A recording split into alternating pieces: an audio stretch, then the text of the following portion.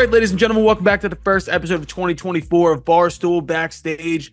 Happy holidays to everybody. Hope everybody had a good New Year's. We're getting into the new year. First big episode. Let's fucking go. We got intern Cole here. Cole, how are you, buddy? Fantastic. How's everyone doing today? Good. The last time you were here, didn't you say the Beatles sucked and that you got a lot of online hate about that? Yes, I did. He didn't get as much hate as the Oliver Anthony fucking post. God. I would just like to double down on that. If you are a bit, I don't know if like the point what we made wasn't clear. Like he's definitely doing things. Yeah. My only point is that he clearly works for the CIA. That's right. That's the only point I would like to make. He's successful. He's a decent singer. All those things are true for the CIA. What I have learned is that I've changed a lot throughout the course of this podcast, is because if this would have happened a couple years ago, I would have been like, we got to delete this. And you guys would all have been like, you're a pussy. This was happening. I was just texting you guys from the grocery store like, dude, these people really are mad about this. We, first off, did not realize that the right, or as Caleb, the other intern, said, libertarians are so soft. Guys, grow up. You're talking about a guy. He's not going to fuck you. Okay. It's not that big of a deal. Like, relax. Either way, we're just making jokes, man. Suck a dick. Who cares? I like how one of those comments was like, these dudes look like they all listen to Taylor Swift. And it's like, we could have refuted that to a man other than fucking Dante messing everything up. Oh my God. I don't know. Grow up. I want to get more and more into these just shitty social clips of us just saying outright, because we have been getting a lot more hate recently. I will say that. One of the ones that we were texting back and forth. Well, no, the one that I brought up that Kenny just instantly blocked me on, and this is actually a good clip. But one, I think this is good. Who's a better artist, The Weeknd or Bruno Mars? Kenny, you obviously had strong feelings about this. Why don't you go? Not even close. It's fucking Bruno Mars. He's hands down. Okay. I guess my argument should come behind it. The Weeknd, incredible songwriter, incredible voice. All that shit, great, creative, blah, blah, blah. Bruno's career first, for the first 15 years of his career and songwriting and production, into some of those fucking songs, man. And then the Silk Sonic shit, and then the fucking Super Bowl shit, and then the fucking, I don't know, man. He seems, way more fucking well-rounded. I think Kenny's right. Also, The Weeknd's Canadian, so that's an automatic -1 point. Yep, absolutely. 100%. Yeah, if you're hanging out with Justin Trudeau, you instantly get a nice point chopped off. I look at it this way. Entertainer, Bruno Mars, absolutely. Artist, probably The Weeknd, just because he goes weirder and more left. Who do I enjoy? It's all, but he seems so disingenuous. You know what I mean? I think that's I get that about The Weeknd, where it's like, your shit, like, I don't know. Oh, I'm so fucking weird. Look at my face with the rapping and the tape and the things. And they're like, calm down and play your shit. He's been weird since day one. He's been weird since day one. I will say that. I don't give a shit. It's as bad as Pink doing trapezoid fucking shit. Yeah. Let's go. Dante's in the building. Yeah. Hey, Dante. All right. Hey, Dante. What's up, buddy? Nice. I like that intro music. Yeah, Johnny's all hooked up today. We're going back to our roots here. Johnny's going to throw some instrumentals behind. Johnny's our Paul Schaefer. Yeah, that's basically what it is. Can you wear the glasses and act like a moron? I can do the second part. All right, cool. Dante, better artist, Bruno Mars or The Weeknd?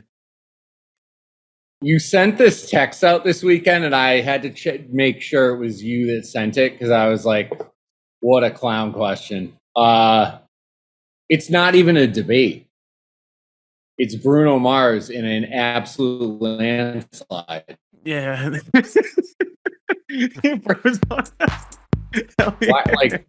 Why is that even a question? I got asked the question by somebody else. They just randomly came up to me and said, Colin, who's a better artist, The Weeknd or Bruno Mars? Quit lying, Colin. You thought that was a good question. On my life. And I out loud said, wow, that's a great fucking question. I never thought of that. I did think it was a good question because The Weeknd is the #1 streaming artist in the world. He literally has more monthly listeners than Taylor Swift. He has over 100 million monthly listeners, which one, I don't understand. I really don't know who's listening to The Weeknd at that ferocity. It doesn't make any sense to me.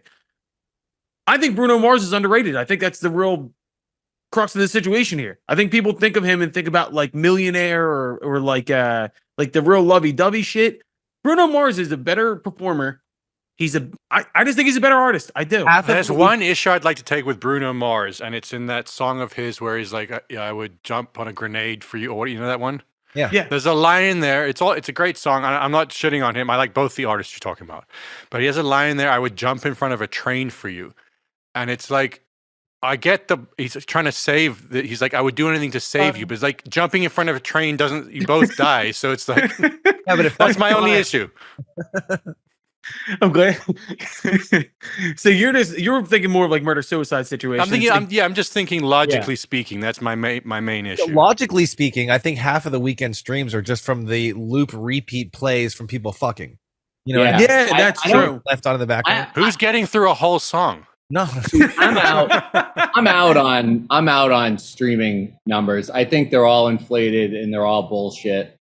Seriously. Yeah, 2024, we're not doing streaming. It's funny numbers. that you say that right after I posted this week my streaming numbers. That's weird. Yeah, let's talk about that. Kenny, how many streams are you up to, buddy? 2.3 Bill. Kenny, 2.3 pause billion. real quick. What do you mean pause? Oh, whatever. He paused. Oh, yeah, you pause. He hasn't moved. He hasn't moved in like 10 minutes. He's just standing there, poor guy. No, it's you, dude. Yeah, You're the you one keep freezing. Cole, you got some work to do editing this a little bit, buddy. This will be fun. Yeah, fucking DJ Freeze. No, so Kenny's got 2.3 billion streams. Jesus. That's an unfathomable number. You know, Sorry, is that Spotify? Or that's like all streams? No, that's all platforms. That's what Muso does. They take everything all collectively, and then they'll keep up with it too. But it's crazy. Oh wait, what is this website? Muso, muso.io. Big plug. What's up? Shout out. Give me a free subscription. The only people that are like higher than me, which is interesting, are session musicians. They play on so much fucking stuff. You're talking like Kenny Aronoff and stuff like that. Yeah, like people who have played on fucking thousands of songs. Crazy. Dave, who was that drummer guy we had on earlier? Like when we first started the podcast, J.R. Reed Robinson. J.R. Robinson. I would love to know his numbers. He has like all the Michael Jackson records, all the Shaka Khan records. That's the guy who has the cymbals behind his head. So and he fucking hits the cymbals behind him. He's great. Dude, he did Daft Punk. He did like Get Lucky and he did like all those. Dude, he's done everything with everybody. That guy, he's like Forrest Gump of music, kind of. We should have him back on. Wait, what's his name? I want to do I can look him J.R. up. Robinson. J.R. Robinson. Yeah, Dave, do you remember him being? Do you remember him being like kind of like? He seemed like a cool like stepdad kind of figure. He was basically like, I get fucked up and have sex with women. Like that was his vibe. Yeah, like but in a nerdy kind of like George Costanza balding head dad kind of way. Yeah, he was like a divorced dad on vacation. That's how I would describe him. You know what I mean? Like he's a couple pina coladas at the beach bar deep. He was just saying inappropriate comments to servers. Yes, exactly. Yes. The kind of guy who like someone else from the bar would have to walk up and be like, "Sir, you have to leave," or "Please act the right." But like at the same time, everyone kind of accepts it because it's just that guy at the bar, and like, and he's also tipping hundreds of dollars, so he's a cool dude. Exactly, showing off. Yes, he's balling. But yeah, no, Kenny, congratulations. Kenny, that's amazing. Do you feel shitty being with us? Like the fact you have 2.3 billion streams, but you're hanging out with us? Because it literally doesn't mean anything. It's a cool number to look at. I looked at it, I posted it, and then I'll never look at it again for the rest of my life. Turn around, Kenny. Yeah. Oh yeah. I'll never look at it again. Kenny only looks at it when his eyes are open. But what's great, 10 million, we're talking 2.3 billion because my catalog goes deeper than I didn't know you did the 5 seconds of summer stuff. Yeah, that was when I was working with John Feldman and I was programming all those records. That's incredible, actually. That's a big deal. They're a huge band for like teenage girls. Sweetest dudes on earth, too. They're great. Australian, yeah. Australian. All right, so we got rid of 2023 last week. We've moved into 2024.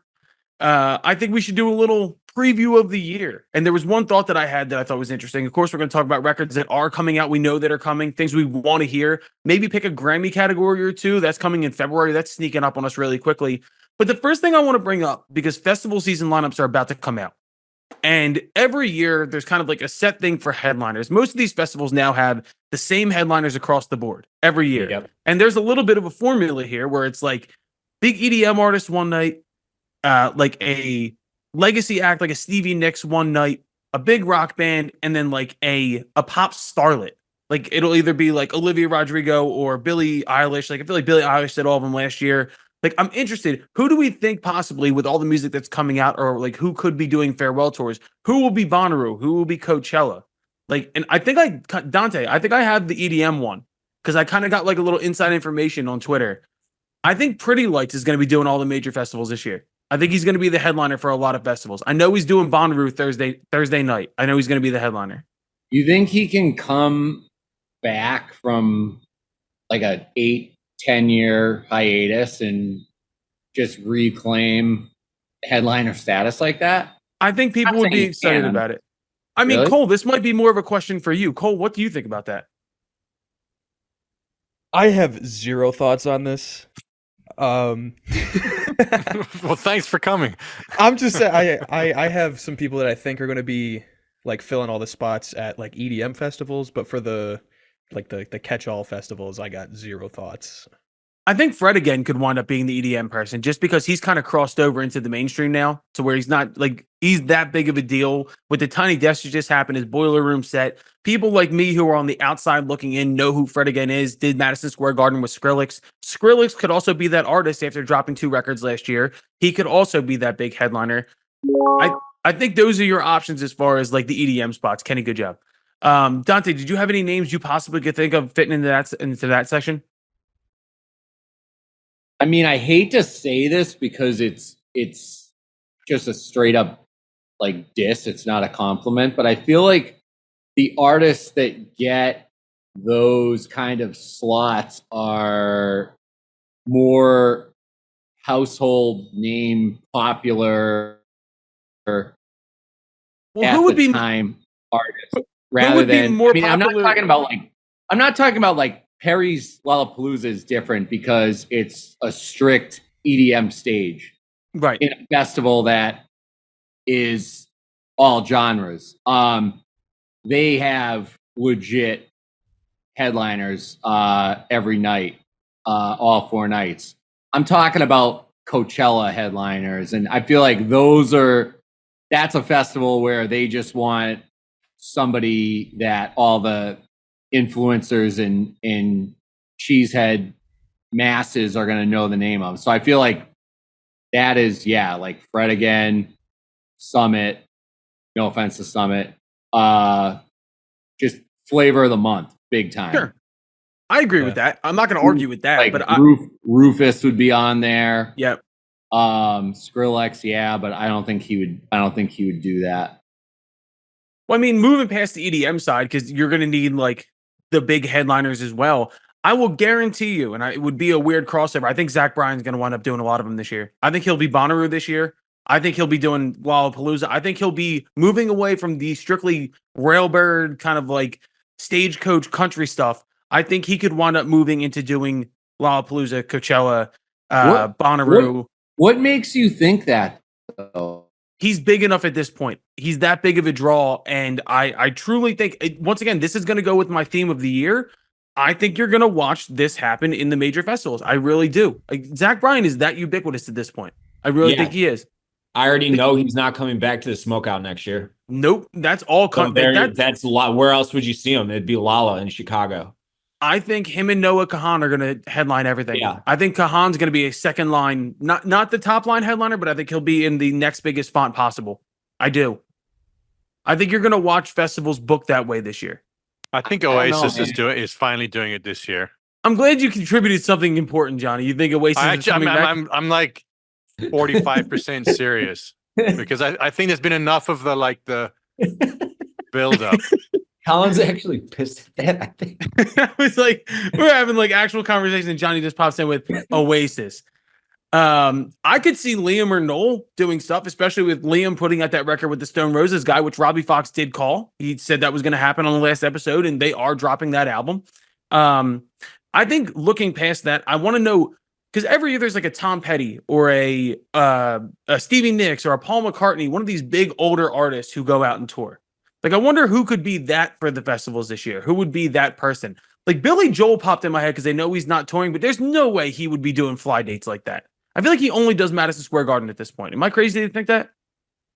No, Grizzly, Fenway, and like Matt. Yeah, That's it. He'll do weekend gigs at the fucking Madison Square Garden, but I don't see him pushing out and doing like big stuff. What about U2? After they did the whole Oh, that's Sphere actually a thing, good point. they might be like gearing up for something. Isn't he in the news or something again right now? For I something? did. Yeah, he now once again, these are from troll accounts on Twitter or like, insiders on Twitter. Apparently his name might be on a certain set of flight logs that are coming out. Oh, for sure he's on there. You think he's on it? Fuck yeah. He still hasn't found what he's looking about for. people that much, Colin. It's all a front. That's a good point, actually. That is a good point. All the guy wanted to do was save Africa. That's what we thought. No, he was in the islands. By the way, Dante, have Aren't you those just supposed to be released today again? By the way, They're never. They're just going to keep pushing it. So that's all we're talking about on Twitter. 22nd, I heard. I was going to say, Dante, have you just been smoking cigarettes in your house by yourself in a dark room, refreshing Twitter? No, everyone keeps texting me, asking me this. I'm like not in, like, I don't think this is a good thing. Like I'm glad that these people are getting exposed, but I think it's fucked up that it's come to this. And I don't know. I don't know. I'm just disappointed in humanity. Don't let him go on one of his tangents. Yeah. So Johnny, That's to the answer your festival question, maybe you too. We're not sure. Depending on when these flight log comes out, I'm not They sure. might have to change their name if that happens. Maybe From he's you Django from you 107. too. Jesus Christ. No, as far as big older names, who else could possibly be out there? Trying to like. I was Here's a gonna weird say one. Aerosmith. No, I don't know if Aerosmith can do it. They rescheduled their farewell tour for last year because Steven Tyler got like, I don't know, sick or something. Also in trouble for underage girls. Yeah, that also happened. He got sick because he was on the list. Yeah, he got sick. He was just jet lagged. He had a late flight back. Yo, Hey, what about the Dead? Maybe could Bob? Well, Dead and Company won't go out and do fly dates, will they? I mean, John's done, so they might just tone it down and just do a handful of, Well, it wouldn't surprise me if Bob Weir went out and did things. That wouldn't shock me at all. Yeah, maybe. I'm looking down a list right now. I'm just throwing names out. Not that they're in that super like classic tier, but I feel like Coldplay's been quiet for a while. That's not a good while, point. but like at least like a year or two. Though. True. Well, I mean, Chris Martin's done a lot of that EDM kind of crossover stuff, but I mean, Coldplay still right now might be the biggest touring rock band in the world. Like when they go out, they sell out football stadiums every single time. Oh yeah, it's fucking insane, humongous. And by the way, they're amazing live. Like I am not a Coldplay hater. I love Coldplay. What about the Stones?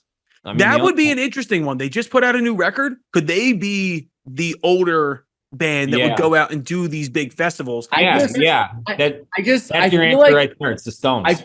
I feel like once you're on that stadium circuit level, festivals are such a step down for you, like financially. I feel like it takes all the work out of it for you though, because you don't have to worry about ticket sales. It's also the press. It's the press when a big band does Coachella or something like that. It's not that they're going there to make money. I mean, they'll make money, but they're not. That's not the main incentive. I don't think. McCartney did it a couple years ago. He did Bonnaroo. He did Firefly. He did a lot of those big ones. So, and like I said, Stevie Nicks did Bonnaroo last year. Like, there's a chance that like every year they're going to get one of these legacy acts. Which Dave, the Stones were actually where my head was going. Because they did the crossover with Sydney Sweeney. They had Andrew Watt do the... Right, but this is what I'm saying. The Rolling Stones can announce a 40 or 50 stop stadium tour and make $500 million selling tickets. Like, they don't need to do...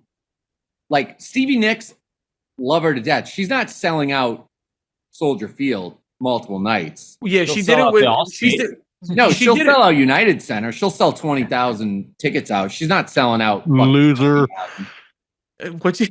It's just funny to be talking about like not being able to sell out a stadium. Oh yeah, it's like they can't sell football stadiums out. Like that is an interesting point. But like Dante, I'm surprised you don't think that Zach Bryan would be a headliner like that. So so listen, my internet was cutting out. I tried to say this to Dave. Dave and I saw him together last year at Smokeout. We were standing right next to each other the whole show, blown the fuck away.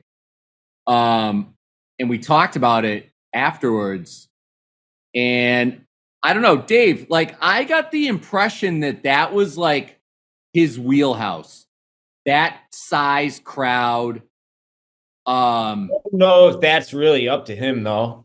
But I felt like I think that you are definitely dead on saying that. I don't think that he is in a position at this point of his career to say no to headlining Bonnaroo or Coachella or whatever. But I was picturing him playing a crowd that size, and I don't think that I'm not saying he's like shy or has stage fright, but I'm just saying like when I saw Morgan Wallen, I had the same impression. I feel like Morgan Wallen went from not obscurity to superstardom, but playing like small venues to fucking baseball stadiums. And I think he was kind of like a fish out of water a little bit. I feel like Zach Bryan would kind of be the same way. Like, well, also is Zach's music throw a ball sack and fucking sing your songs, dickhead. No, but I think some of these artists like a more intimate setting. Like when you're on stage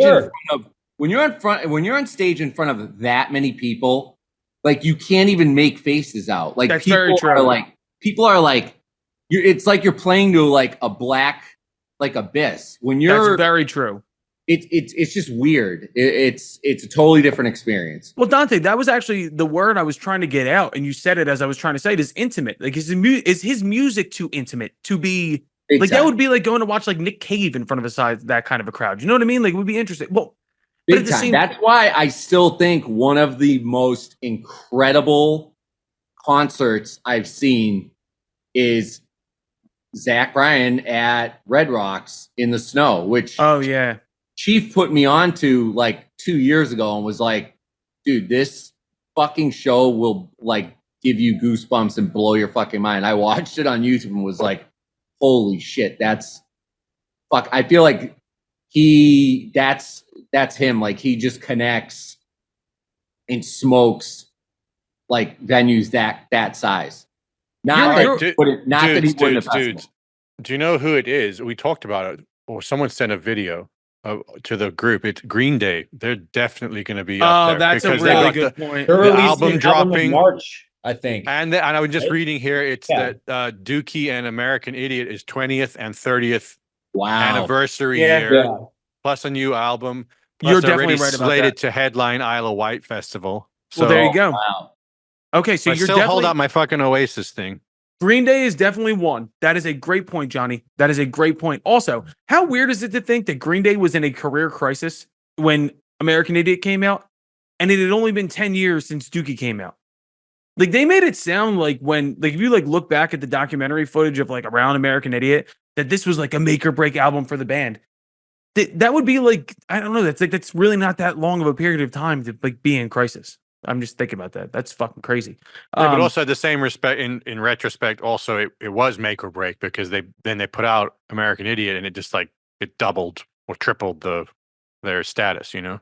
Can we also have a conversation about Green Day? They were in the news this week. Yeah. Why are people still surprised when bands get political? Like Green Day comes out singing the song American Idiot, and people are surprised that they're coming at Donald Trump. Like the song's called American Idiot. 3 points to make. It's all fake. No one's actually that upset. 2, like get over it. It's like, as you're saying, like bands are always political. 3, it's kind of very, very, very cool punk rock to do it on the Ryan Seacrest show. It's on the Ryan Seacrest show. It's just like punk rock is dead when that's the biggest punk rock moment. But in 2024, being that, we want to get back to political discourse, they should have spun the stage around afterwards, and Jason Aldean should have done try this in a small town directly after. Just in the sake of fairness on New Year's Eve, I think I would have been right. I just feel like the people that get worked up about this stuff don't realize they're playing right into these people's fucking hand. If Green Day did that and not a word was spoken about it, they would have been pissed. They would have been like, fuck, nobody even noticed we did that. Like, we gotta like up the ante next time and like like fucking say fuck Trump or something like that. The fact that everyone is like so, and it's the right who's constantly calling everyone else snowflakes. That's like, did you see the DM I posted from a guy who's like, I love Green Day as a musical act, but the fact that they're bringing politics into Jesus something Christ. like this is like, boom. It's just like, dude, fucking. Was his profile picture the dad in the truck, just like up angle Oakley's on, like and like an American flag in the background? I have a kind of different take on the bands and artists doing a political thing. Like, I have no problem with it. Like, they're human beings, have your opinions about political things. There is an aspect to it that I find. It's not that I get like offended by any particular political opinion. Sometimes I'm disappointed that an artist has a political opinion, because it's like you see them sometimes as like this. Like, for instance, Robert De Niro had something recently where he was speaking out in an anti-Trump way, and it's like, fine, yeah, fuck Trump. Like, but I was also like, you're fucking Robert De Niro, dude. You're like this. I have it in my mind, and I know it's the wrong thing to have. He's a human being, but in my mind, he's fucking Goodfellas, and now here he is, like, talking about Trump. It's boring. Yeah, there's a little bit of cognitive dissonance when you've made your career off playing bad guys your entire life, and then you're like, he's mean, I don't like him, get him out of my fucking White House. It's like, dude, every character you've ever played murders people regularly. Like, No, it's not even relax. that. Like, I get that dissonance is fine. It's more just like he's mythical in my head. Do you know what I mean? I get And what now you're saying. he's down to earth, talking about the same dude everyone's talking about, and it's like, it's boring. Oh, hold on. Do you my favorite like rich celebrity person of all time doing something political, and it's one of my favorite clips of all time. Do you remember it was like a Republican National Convention and Clint Eastwood came out and he did an entire speech with an empty chair next to him, acting like he was talking to Barack Obama? It's dude, if you've never seen this No, video, but I've got to see this. it is one I of gotta the see this funniest. one It is still. one of the craziest fucking things you will ever see. Like, it's awesome. You have to watch it. And it's like, See, it can be done. You can make a big political statement, like Marlon Brando turning down the Oscar. oh yeah, Like, for you've indigenous seen that. people. Yeah. Yeah, that was a real one, and that was like had impact, and I think it came across at least as like sincere thing to be like, we need to stop fucking treating people in the movies like we have been. But then there's like all these kind of like just like pretending like you really care just to fit Like in, you know? fucking Leo's Oscar speech. Oh yeah. It's full of smug. Oh. Remember South Park smug Yeah. George Clooney? Yeah, exactly. Smell your own farts, dude. I think the new metal way to do it is have no opinion whatsoever and live ambivalently. That's how you do it. Why is that? And a I'm bad- fucking Slayer. If that's the new metal, I am Slayer.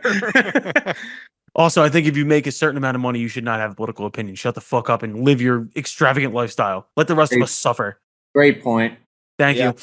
you. Okay, so other people on the 2024 scene, I think Rodrigo is going to wind up doing a lot of them. I think it's her time. I think she's going to come out. She had a great record last year. I think she'll do it. I think you're going to see Boy Genius on every big festival. They might be almost a top level. Like Phoebe Bridgers getting to the point where she might be a top line.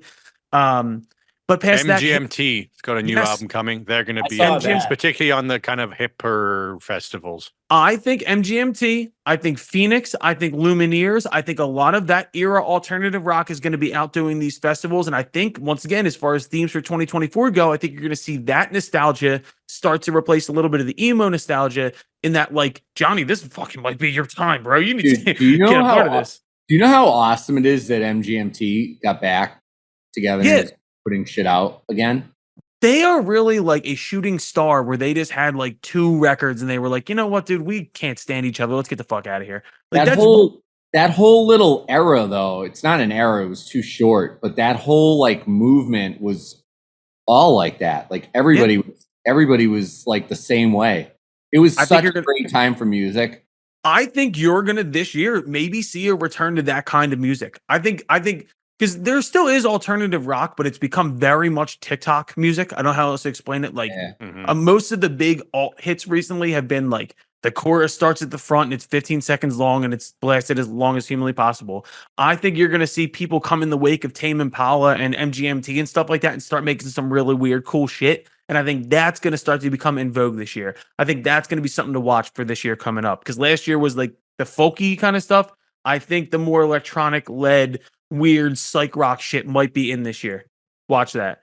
But MGMT definitely will be on the festival lineups, and that's an album I'm really excited for looking forward.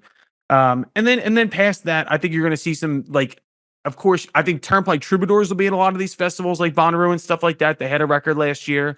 I think you're going to see like My Morning Jacket, bands like that. I would have said Arcade Fire, but I don't think they can come back from what happened with their lead singer. I think they're probably out. Maybe somebody will come behind them. I'd like to see Kings of Leon on some of these festivals. They've been kind of quiet for a few years now. I think they're at the point where they can do a greatest hits tour if they wanted to. They've had like 7 really good records. Their last album that they put out, there was a song on there called 100,000 People that is one of my favorite Kings of Leon songs of all time. And it's always great when a band is still able to do that, like after 2 or 3 fucking classic albums, you know? They've been very consistent, man. I love that band so much. They don't move on stage, but I love them. But another trend I think you will watch this year, and with how we started the conversation, I think we end it this way too. I think you're going to see a lot of the EDM be a big part of these festivals. I think it's really started to explode, and more people are getting their feet wet into it. And it's fun in big groups of people. I think you're going to see Fred again will be doing a lot of these festivals, but I think people will start to gravitate towards those stages. I think it'll be really cool to see. You know, it's kind of funny. Like, I'll show my age on this. When Firestarter came out, like I bought that CD as a single. It was right when I left South Africa, moved to America, and I thought like, oh, this is finally the kind of album that's going to bring electronic music where America's going to be like, oh, we get it. And it never happened. It's been like fucking 25 years where like finally EDM now is coming into its own here. Johnny, you gave us way too much credit. It took David Guetta and Pitbull and Neo to do that. No, and that's fine. Like whatever it took. No, It just was like, there's no way that America isn't like, yes, this is the greatest fucking song ever. And Dude, it wasn't apparently. Shout out Neo and Pitbull. Maybe Pitbull should headline all the festivals. Sexy bitch. No, Akon. Akon, yes. Right. We need an Akon comeback, dude. Another band I think you'll see on all the festival lineups because they just dropped new music and they have a new record coming out in March. Bleachers. I bet you Bleachers, Jack Antonoff does all the festivals. I will bet money on that. I'm actually excited for that record. Their last record was really good, kind of throwback shit.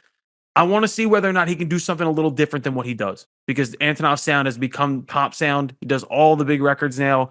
Can he step outside of himself and do something interesting? Have you seen his most recent video? You must be into it because he looks like Springsteen. It's Springsteen. Like, yeah, which I love that. The last record was like, I think it's something on a Saturday night. That's a Springsteen record, and I'm really into it. Usher, yeah, he's going to be dropping something after the Super Bowl. Well, apparently the album comes out on the same day. Smooth move. God, what a way to promote. Is there a better way to promote a new album? Will anybody listen to it? Maybe. I don't know. Definitely, dude. Are you going to be... Speaking of Usher, is that the list you're talking about, Dante? The Rolling Stone top 250 R&B songs?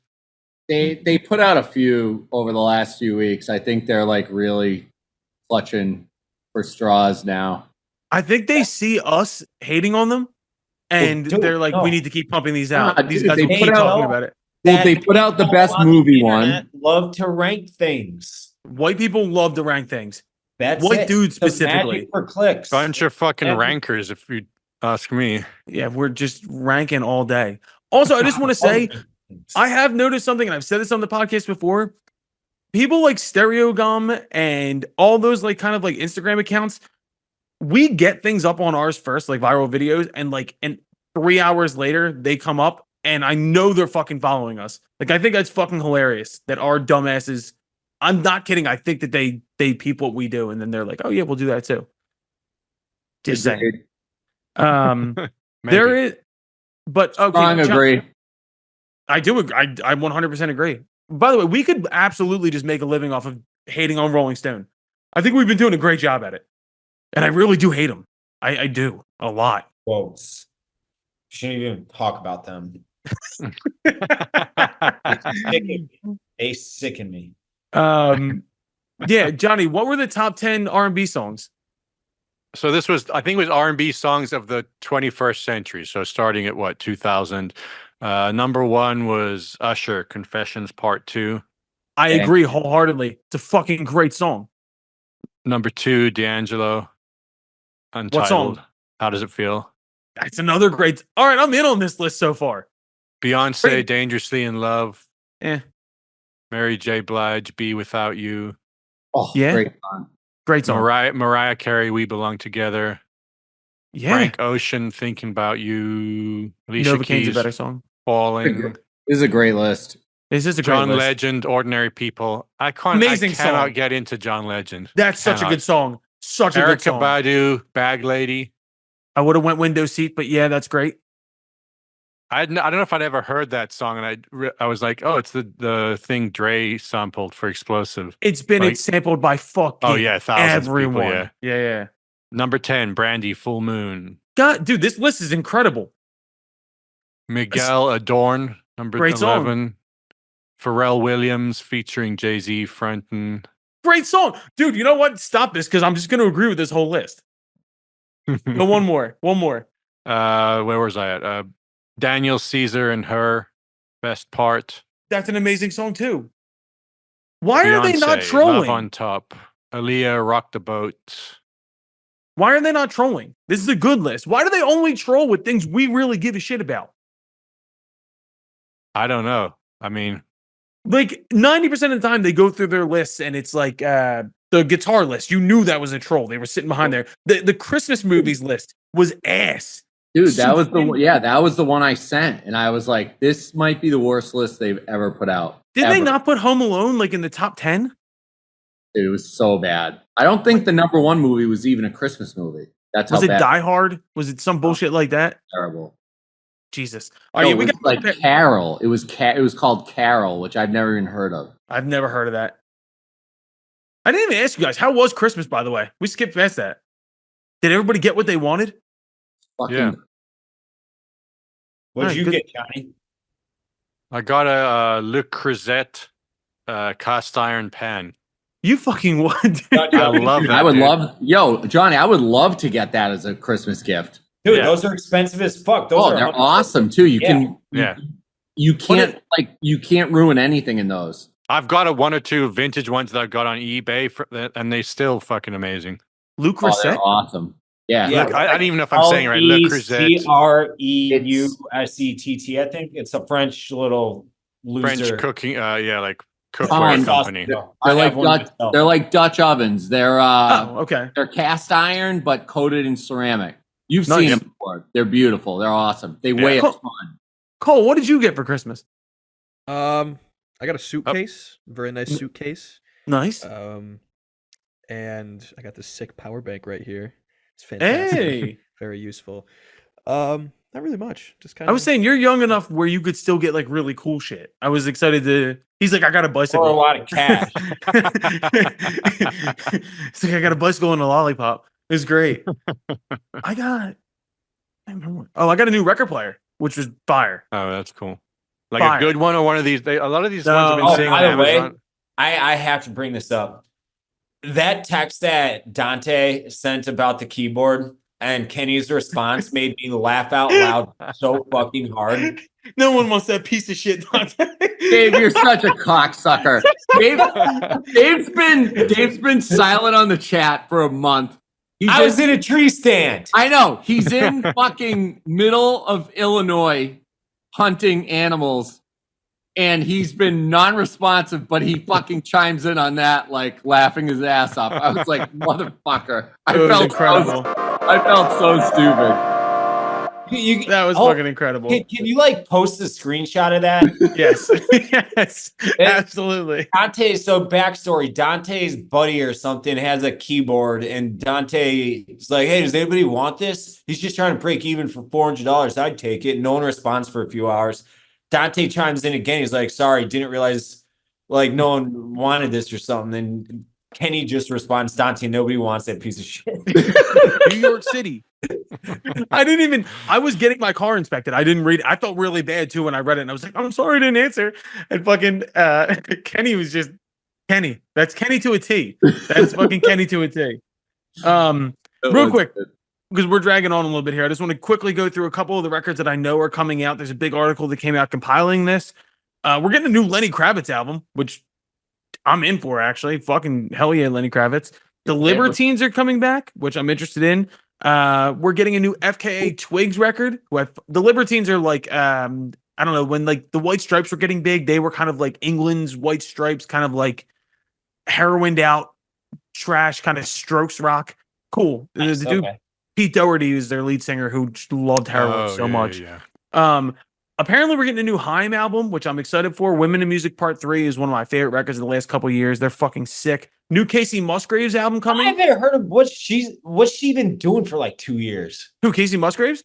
No, Hein. Haim, they have been doing a lot of like they act. I know that. Wasn't one of them in a movie, a Paul Thomas Anderson movie? Yeah, Licorice Pizza. She was in that. They've been hanging with Taylor. They actually have been hanging out with Taylor Swift a lot. So, Dante, we're getting a new Dua Lipa album. If you're excited about that, so pumped, dude. I hope it's So many songs to play at fucking whatever the fuck your John Boy's bar is called. I hope it's more disco like her last one because it was fucking such a great album. we are getting a new Playboy Cardi album, which I'm actually excited about. I don't know if you guys follow Playboy Cardi or anything like that. You don't. I do like Cardi. It's I know fucking, you do. I can't understand it. I really can't. And it's because I can't understand anything he says. Yeah, that's the point of it. It's not Dude. good. Oh. Nobody knows why we like it. Cole, are you a Cardi fan? Nope. He's basically God to your generation. You know that, right? Yes, but keep in mind, like, I strictly listen to like techno, where like everyone that I know is Cardi, Travis Scott, and I'm just exactly. I got nothing. It's pretty much this, for like If you which I love. If you do have a moment, go listen to the new shit that's been coming out from Playboy Cardi. What's interesting is he has his voice, and then he has the high-pitched, tuned-up voice that he did for the last couple albums. And then a running joke on the internet was, what's Cardi going to do next? Pitch his voice down? And now, in all of his new music, his voice is like 10 octaves lower. He dresses like a vampire. Everybody wears goth clothes. I don't know what it is. I don't know why I like it, but it's interesting to me. It's not good. I also want to say that. It's not good. Thank you. Fun, though. It's fun. Everybody has things that they like that aren't good. You know what I mean? Dude, he's got some psycho fans too. I've bashed him in some like blogs before, and people will just come out of the fucking clouds into my DMs and like rip me. I'm like, are you guys mad about Playboy Cardi? Like, seriously? Dante, take solace in the fact that they're all 12-year-old white kids. Like, don't worry about it. Like, take solace in the fact that that's who's yelling at you. Weird. It is weird. Past that, like, is there anything that we really want this year in 2024 albums wise? Is there an artist you've been waiting on? Is there anything like you're like die hard? Because Dave, I know fucking you got your record last year with Turnpike Troubadours. I know that was your wish. I asked for a new Rihanna album, didn't get it, never gonna get it. I've moved past that. She's having kids and fucking making billions of dollars. Dude, I hope that she retires as the GOAT, because that there's nothing better than when someone actually walks away on top. Yeah, I mean, once again, she already has a perfect life. Just let it be. Yeah. I myself don't care about this Kanye West album that we're getting. The rollout hasn't intrigued me. I'm not interested. I know this is a weird thing for me to say because I've gargled this dude's nuts for years. I just don't care. Everything I've heard, it's not very good. If it's great, I'm wrong. That's awesome. I'd be happy. I'd be exhilarated if I was wrong. I disagree. Everybody sounds fucking awesome. Have you heard Kanye's verse? Go and listen to the verse, Dante. What, does it mess up the song? Yes, 100%. Oh, you mean like every other thing his verse comes on? No, I'm serious on that one, dude. Like, as a producer, I won't be as much of a hater. Like, I can see a lot of his production in that, but when the minute he opens his mouth, it's just like anything song falls apart. Anything past The Life of Pablo, it's never been. It's been the features that have been interesting. I love Donda. I still love that album, but there's like 10 songs on that record where he has great features and they just do their thing, and then Kanye comes in and I go, "Why did you need to be here? Just put your name on it. You don't even need to do anything." Like, that's just where I am right now. I don't think he's in the headspace to put music out. I think we're going to get some crazy. You saw what he did on Instagram yesterday, which was sweet. We were in that group chat. He was putting up pictures of his wife's boobies on Instagram. And Dante just says, "Does anybody have a link for research?" And I was like, we were looking at it. Also, by the way, when you say his wife's boobies, it makes it so like Childish. Just, So hot. yeah, I know, it's awesome. Like, I love that because he thinks he's being edgy and cool, and you're like, he put pictures of his wife's boobies out, and it just I fucking, do. I have to bring this up, and Cole, I think I need your help on this. My wife has pointed this out to me at numerous points, but for whatever reason, when we revived Barstool Backstage last year, it linked to my Facebook account for some reason. So anything we post goes to my personal Instagram No or way. personal Facebook, which I don't use. I haven't used Facebook in years.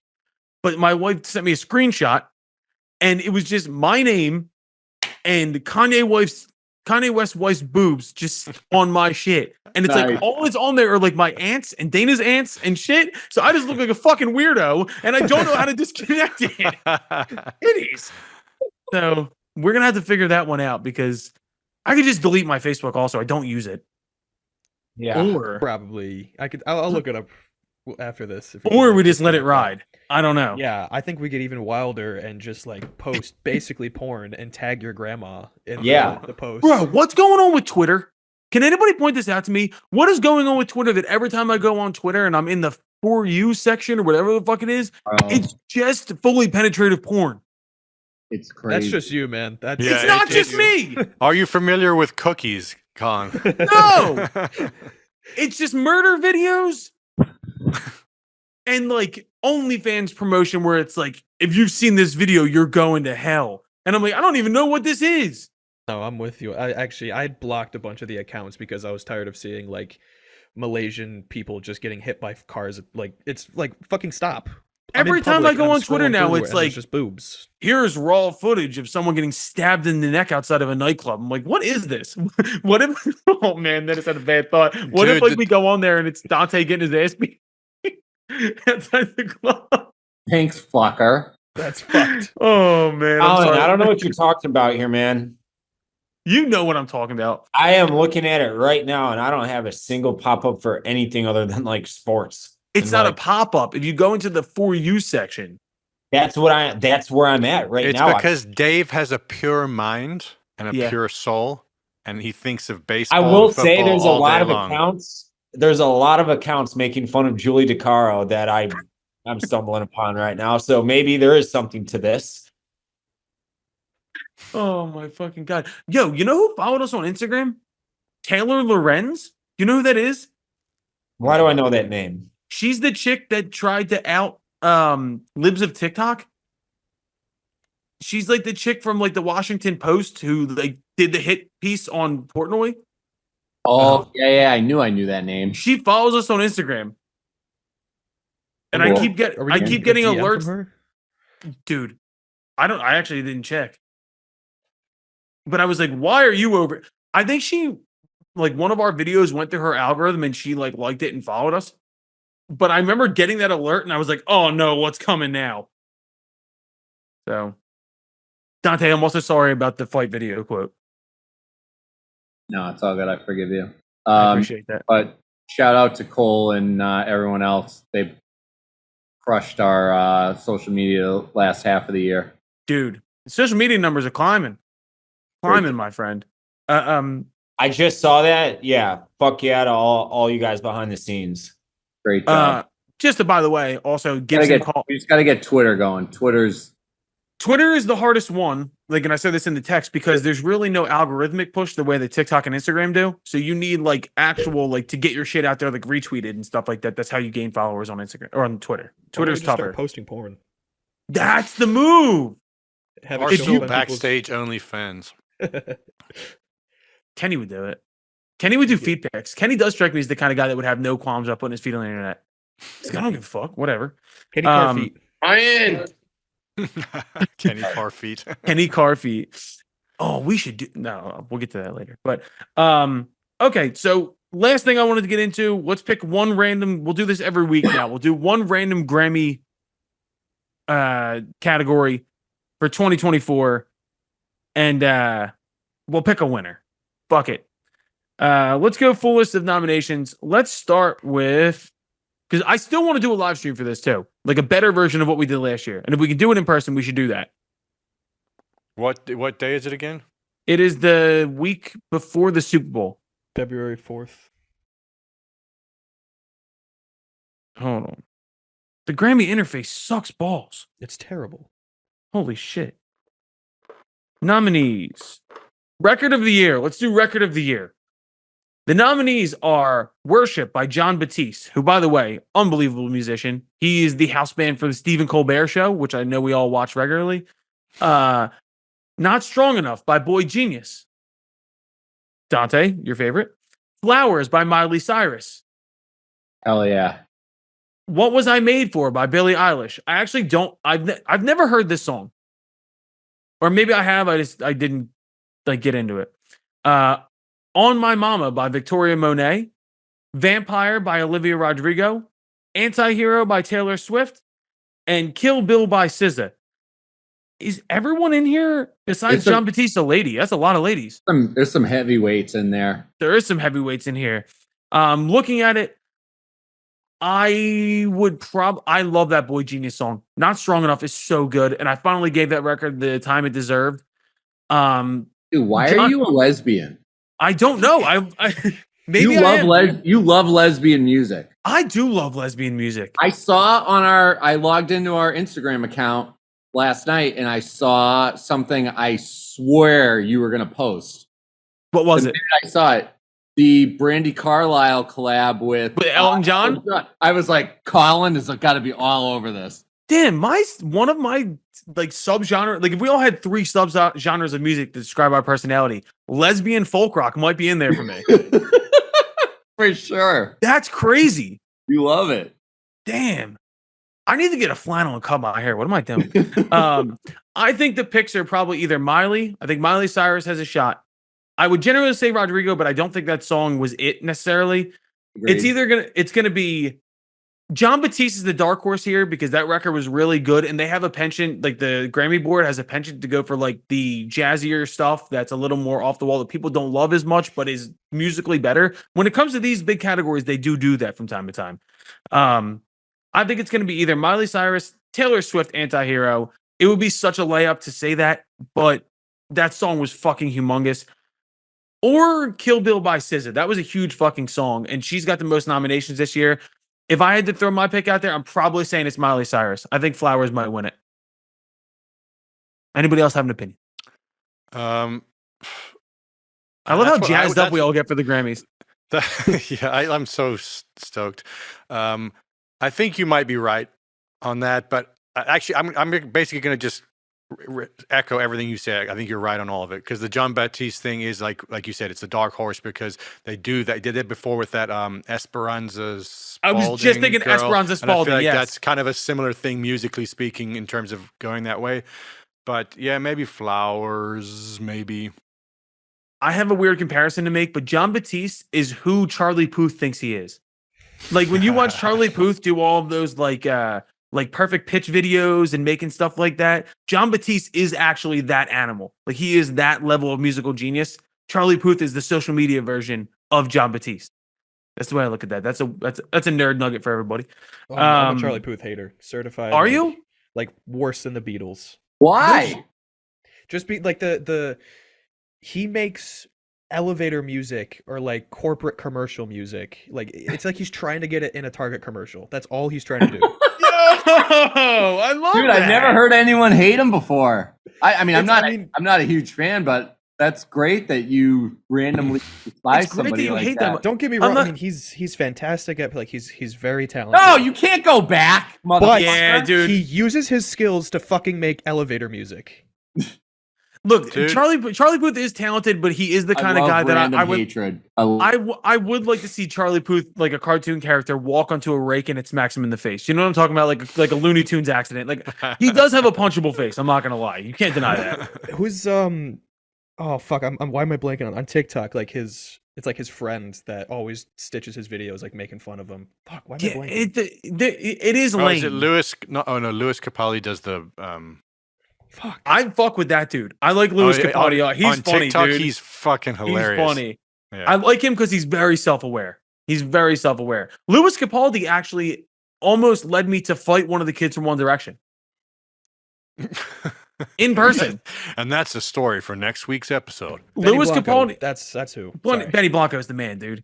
He's also dating Selena Gomez now. This really devolved into like gossip talk, but fucking Tom Lewis has Capaldi. refused to tell that One Direction story for years because he's such a bitch that he thinks he's gonna get back to him somehow. Okay, here you go. I'll give you the story right now. Lewis Capaldi was headlining one of the festivals that I was playing, and we were back in the artist area. And my drummer Jimmy asked me to go walk to our trailer so he could get his cigarettes. So we walked to the trailer. Jimmy's smoking a cigarette. We're standing outside. A gigantic soccer ball comes hurling our way. Who we were like, okay, cool. We pick up the ball, and over walks a British kid who says, in whatever British accent it is, hey, mate, can I have the ball back? And my drummer Jimmy goes, oh, that's a mighty big soccer ball you got there, mate. Like he like does the accent back, and the guy was like, what the fuck? Like gave us a look, which by the way, we are assholes. Don't get me wrong. He got closer to us, and his security came up and went belly to belly with Jimmy, my drummer. And Jimmy's drunk going, what the fuck? Like, get out of here, dude. And the kid started talking shit. And Jimmy was like, I will fucking hit you with a brick, dude. Like, what are you? Get out of here, you pussy.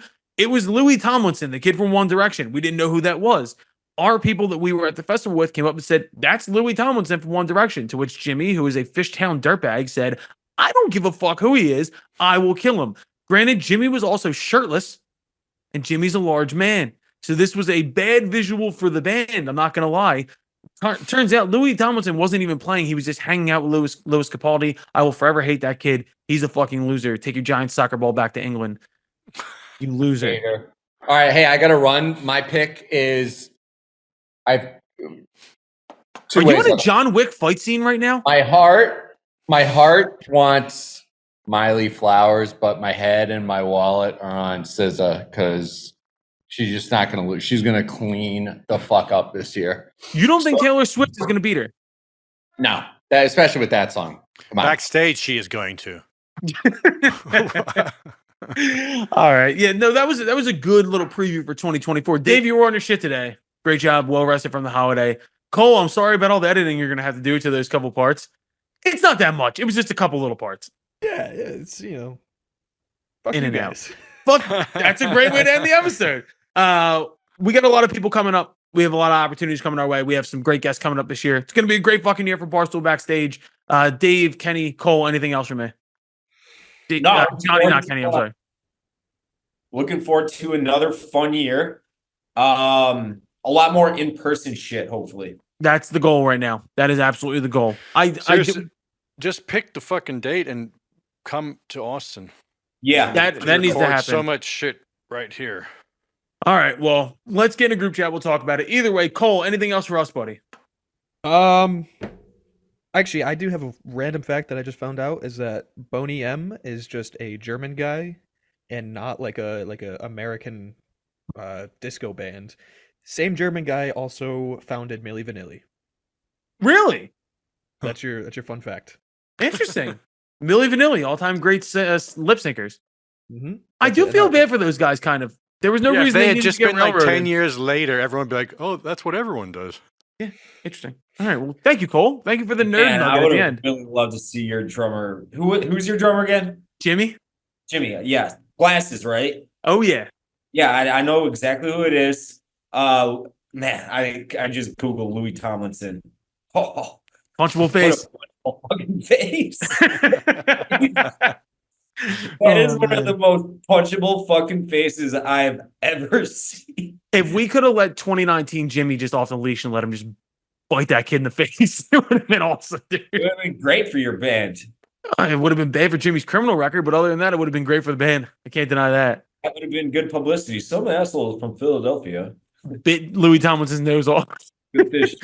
Rolling Sevens. Oh my god. One That Direction. Jimmy would have been in the gulag for all of COVID. It would have been fucking incredible. All right. Fuck you guys. We'll see you next week. Adios.